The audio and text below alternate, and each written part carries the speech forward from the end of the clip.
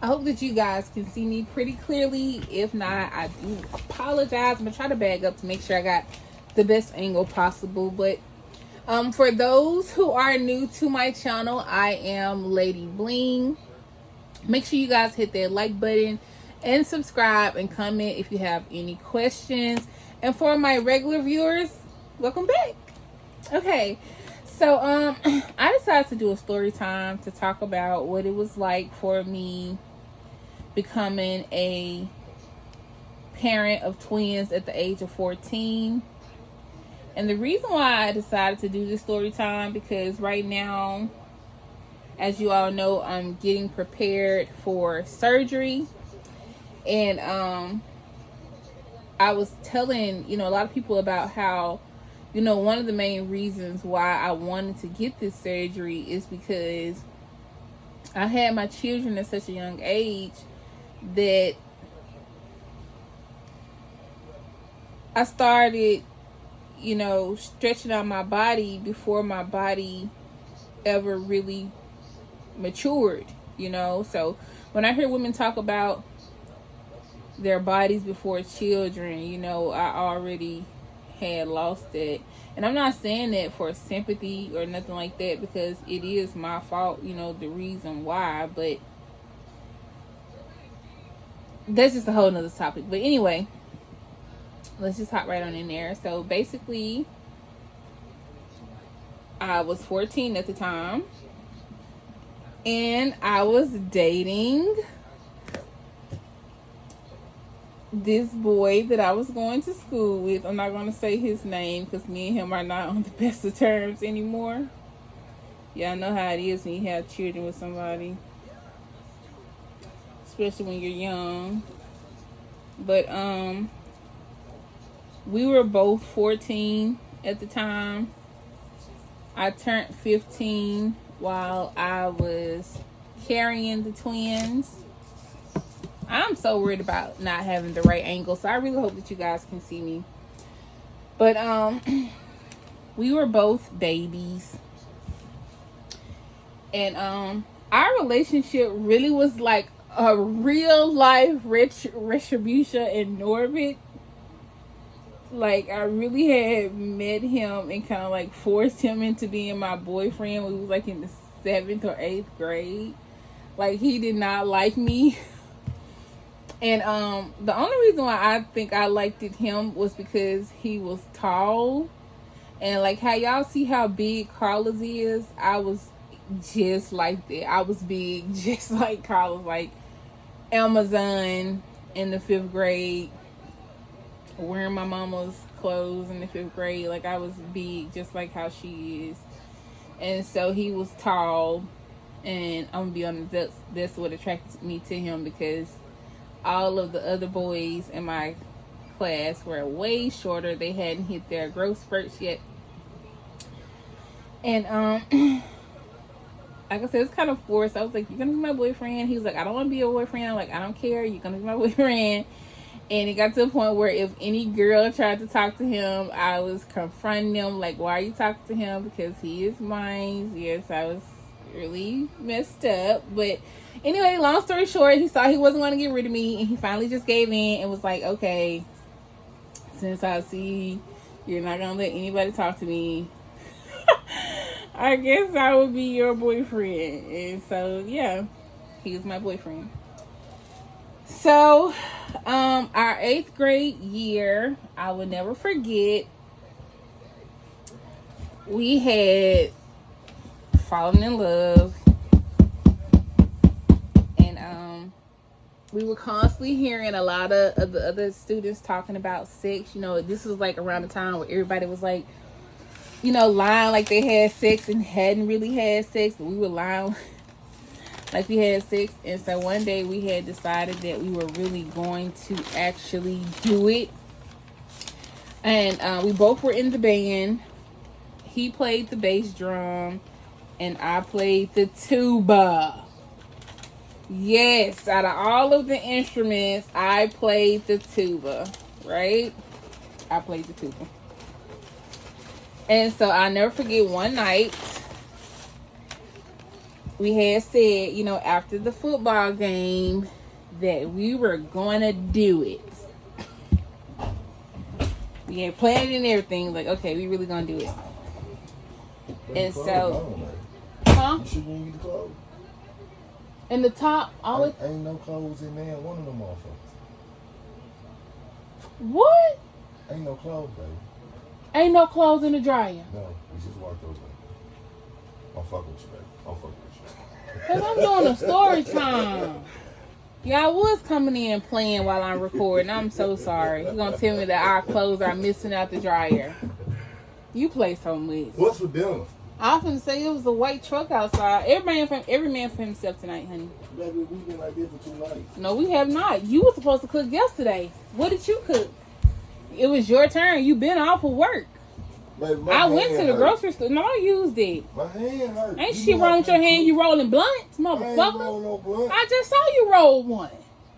Go back to Storytime. I am. You fucking with me. That's why your glitter fucked up. I just lost what I was talking about. Get out.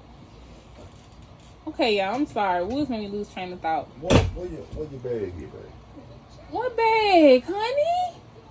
Now I'm gonna have to cut all this stuff out because you fucking with me.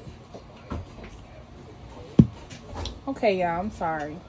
I had to do like a little brief camera check to make sure y'all can see me clearly as I'm telling this story time. Okay, so back to what I was saying before I was rudely interrupted. We had decided that we were finally gonna do it, and we planned after the game that we were gonna go behind the gym and do it. So after the game, we went behind the gym and we did it. I did not know that I had just created a monster. Okay? So after we finally did it, started telling my friends and stuff that we had finally did it, and everybody like, oh my God, for real, we're la, blase, blase. And so, it got to a point where he wanted to do it all the time. And I ain't gonna lie, I was starting to get a little irritated because I had started to feel like that's the only thing he wanted to do ever. Like, everything was about that after that point. Like, when are we gonna do it again? And so, he started sneaking. Like, my mom worked the night shift and my dad would always work till like crazy hours in the morning. And so he had a 4-wheeler, and when his parents would go to sleep, he would get his 4-wheeler and like roll it down the street and then crank it up and then ride over, and we were doing it, and he would go back home until we've had the slip up. And when we had the slip up, we weren't using protection. We was calling ourselves gonna, the pull out method. Stupid. And what's crazy is my mom had asked me, like, do I need to put you on birth control? And I was like, no, I'm not having sex. Still lying. Like, I'm not having sex. And I noticed that my menstrual was late. It hadn't came on. It had been about 2 months, and I was constantly waiting on it to come on. And it would not come on. And when I noticed how long it had been, I started to panic. And I told my sister, I went to my oldest sister, told my oldest sister that my menstrual hadn't started. And she was like, what? How long has it been? Blase, blase. Because I called her because I was panicking. So she came over, drove over with a pregnancy test. And I went in the bathroom and I peed on the stick. And she was like, you pregnant. And now, first thing I remember saying, oh my God, I know I gotta have an abortion, because, I just could not deal with my parents finding out that not only had I been having sex and they didn't know, but I was also pregnant. So she was like, my sister was like, so what you gonna do? At this point, all I could think was to tell my mama, because I didn't know what to do, and even though I had my oldest sister, I knew that I had this baby in me and it was going to keep growing, and I had to tell her. Like, I couldn't just not tell her. That is so crazy. I couldn't just not tell her. So I'll never forget. I walked in her room. She was sitting on her bed. She still had her uniform on. And I said, Mom, I'm pregnant. And she said, what you mean you pregnant? And I said, I'm pregnant. And she said, how do you know you pregnant? And so when I handed her the pregnancy test, she smacked it from me. And she's like, I don't want to see that. I don't want to see that. And she was like, she told me to, I don't really remember how much after that, but she was like, she told my sister to take me to the hospital. Not to no clinic. I had to go to the emergency room right then and there. And she told me to complain of stomach pains or something, I think. And I'll never forget, while we was in the waiting room, when we was waiting on the doctor to come back with the results, my sister said, stanky, dirty wench. My sister said to me, you better hope. Oh man, I just touched it. My sister said, you better hope it's not twins, because twins run in your family. I said, oh no, I couldn't deal with it. Show is boo-boo stank, y'all. The doctor came in, told me that I was pregnant, and that there was 2 sacks. Y'all, my heart dropped to the floor. Dropped to the floor. Not only am I finna have to go back home and tell my mama that I'm pregnant, but now I'm finna have to go back home and tell my mama that not only has the doctor confirmed that I'm pregnant, but the doctor is saying that it looks like it might be 2 babies. Y'all, when I went back home, I told my mom, she was in denial. She was in denial. She kept saying that I should just give it time. My cycle is going to come on. She kept saying that maybe I had drunk too many slushies and could have freeze my cycle. Like, even with all this proof, she was still saying that I'm probably not pregnant. And this went on with her for a while, like constantly saying that I'm not pregnant, that this could be something else but pregnancy. Then it came down to having to tell my father.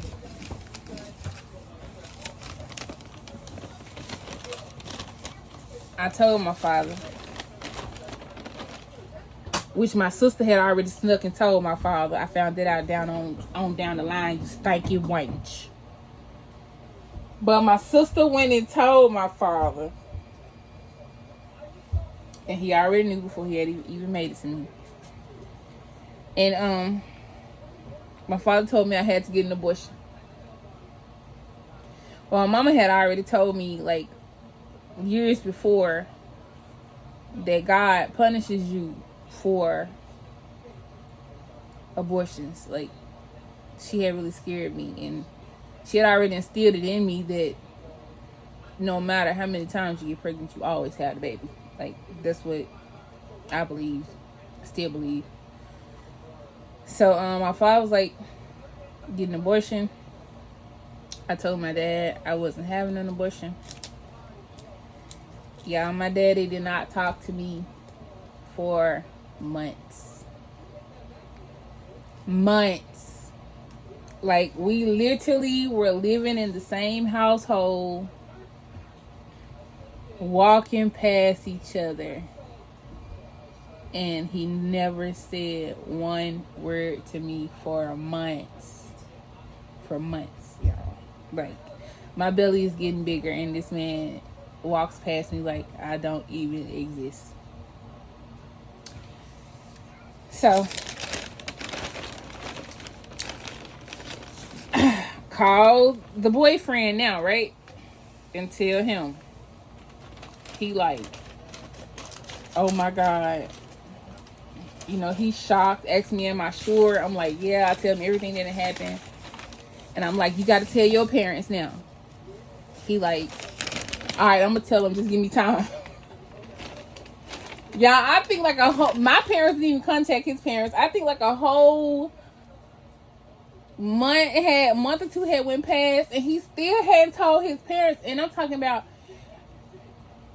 how his parents found out was I called his mama and told his mama myself. And the reason why I told his mama was because here I am over here getting my ass chewed. I got a whole father just walking around me like I don't exist, and you just at home with your mama and daddy, and they don't even know what's coming. You know what I'm saying? Like, they just walking around all la-di-da-di-da, not knowing that they are about to become grandparents. So I called his mom, and I was like, someone told me to tell you something. And she was like, tell me what? I was like, I want you to ask him because he needs to tell you something. And I kind of let it slip because I was like, my parents over here constantly, you know, talk to me about abortions and stuff. And he over there ain't happening to suffer no type of consequences or nothing. And he needs to tell you something. I feel like he needs to tell you. She was like, are you pregnant? Are you pregnant? Are you pregnant? And I was like, yes, ma'am. I'm pregnant. So she's like, why didn't y'all use protection? Blah, blah, blah, you know, and just going in on me. And then she got the phone with me. I think he called me like the next day and told me that his mama and daddy just came in there and just like smacked the shit out of him while he was in the bed and was like, so you ain't got nothing to tell us? You know, like, you ain't gonna say, you ain't got nothing to say? And he told him. And so, that's when our parents started talking, and his mama was in denial too. Like, his mama and my mama was both, you know, coming up with every reason why I was late, regardless of the pregnancy test, regardless of me going to the emergency room, like, regardless of what happened. They had every reason why I was late. So let's fast forward. Long story short, let's go back to Dad. This is Dad who's not talking to me. So my dad, like I said, my dad was a hardworking man. My dad used to work 17, 18 hours, a day some days, sleep at work, come home. And when he would get off work, he would always sit at the end of the couch. And the place where he sat at the end of the couch was at the end of the hallway. So as he would sit at the end of the couch, he was able to look down the hallway and see everybody come out of the bedroom, the bathroom. Like, he was able to see the front door. He was able to see everything from this one spot. And I came out the bathroom one night because I had started getting big to a point where I was constantly having to go to the bathroom because the babies were starting to sit on my bladder. And I was getting up, 2 and 3 times a night, going to the bathroom at crazy hours of the morning. And so I got up one night. It was about 2 or 3 o'clock in the morning. And as I was coming out the bathroom, I heard my daddy say my name. And when he said my name, I said, sir. I said sir so fast because it was just a reaction, but it's like I was really shocked because this is going to make me cry. This is going to make me cry because I love my daddy so much. Like, Ah, like no, I just don't do that. Don't do that. No. Okay. He called my name, and he just hugged me. Like, he got up and started walking towards me, and I started walking towards him, and he just hugged me, y'all. And we were just crying. We were just crying and crying and crying. And he was just hugging me, just telling me, you know, that everything's gonna be okay, and that he got me, and you know, it was just, yeah. He just started holding me. And he asked me, did I have a craving for anything? And I told him yes, that I wanted some pineapples because I was craving pineapples. And I told him, yeah, I was craving pineapples. And he put his shoes on and he went to, at this time, I think Kroger was still open like 24 hours around this time. And my dad went and got me like 2 or 3 cans of pineapples. They're like 2 or 3 o'clock in the morning, and brought them back to me. So I felt relieved. So now, you guys, my belly didn't start growing over the summer, and now I'm getting ready to go to high school. And my mom decides to put me in an all-girls school for pregnant teens. At this school, this is a school where all of the girls there are teen moms. Some had already had their babies, some were pregnant. There was a daycare inside of the high school. So basically, when you go to school, you bring the baby with you to school. And you know, they already have teachers to do your homeschooling for when you go out on your 6 week, you know, on your maternity leave. And you know, so it was, I ain't gonna lie, I really liked it because I was able to be around, you know, other young girls that had went through, you know, similar, that was going through the same thing as me, you know, not really knowing what's going on with our bodies. And you know, they had a whole class that we took as a period for, you know, learning about pregnancy and being, it was called teen parenting. They had a class called teen parenting to teach you about breastfeeding, teach you about how to, you know, have patience for your child. Like, it was a really great school. So I went there, and I'm getting bigger. That's when I started having phases. I started having problems with the twins' father because he was at a whole nother school, and we were separated now. And right before I was getting ready to have the twins, he called me and was like, I want to take a break. I want to start seeing other people. You know, he was talking about going to college, which we both were already talking about going to college. And y'all, I just broke down. Like, I remember being in teen parenting class, actually, and I had to step out because I just couldn't stop crying in class. Because here I am in the 9th grade, pregnant by a boy that I'm thinking I'm going to be with forever. And now I'm pregnant, and he wants to see other people. He fancy free. He talking about going to Tennessee State. You know, I wanted to go to Tennessee State, and you know, I'm asking my mom, can she keep my kids for me to still go to college? Like, I just didn't know what was going to happen with me in my life. So yeah, that was like a little phase. I was constantly calling him. His dad answered the phone and was like, just stop calling him, give him space. He gonna call. He called eventually, and it was like, okay, he wanted to work it out, but I still never felt the same after that. Like,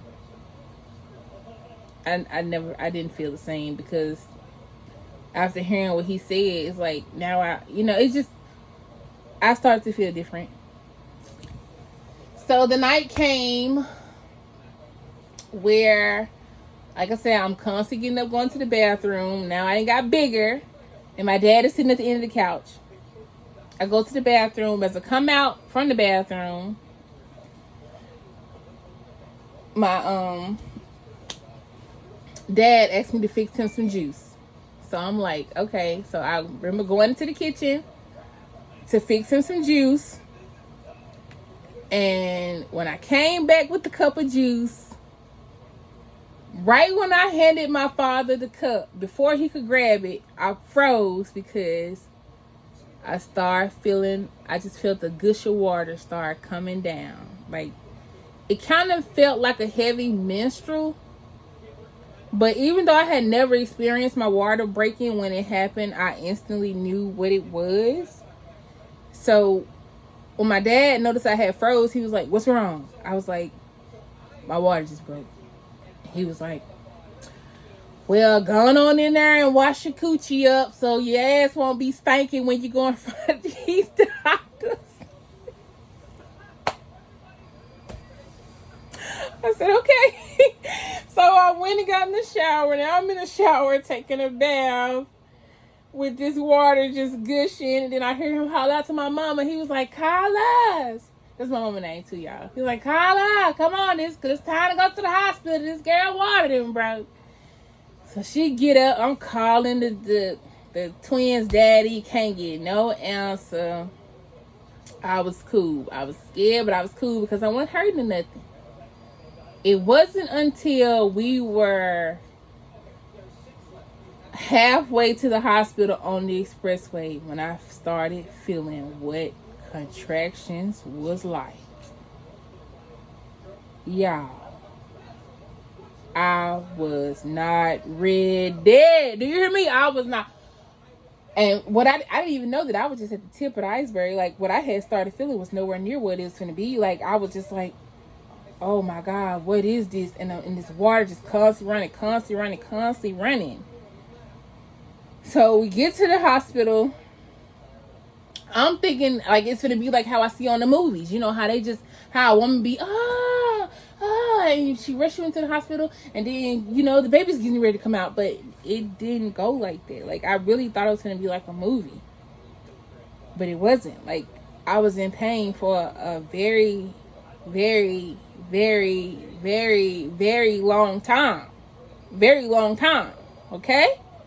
So I'm in here hollering, I'm crying. I'm in pain. I'm constantly asking for pain medicine. They tell me I can't get the pain medicine, which I low-key feel like my mom told them not to give me pain medicine as like a punishment. Like, because the nurses were really mean to me. Like, I remember when I was hurt, when I was like, "Oh," and the nurse is like, "Yeah, oh yeah, you feel that? You're not gonna do this again, are you?" Like, they were being kind of, but they were saying stuff like that when my mom wasn't in the room. Because they knew I was a very young mother.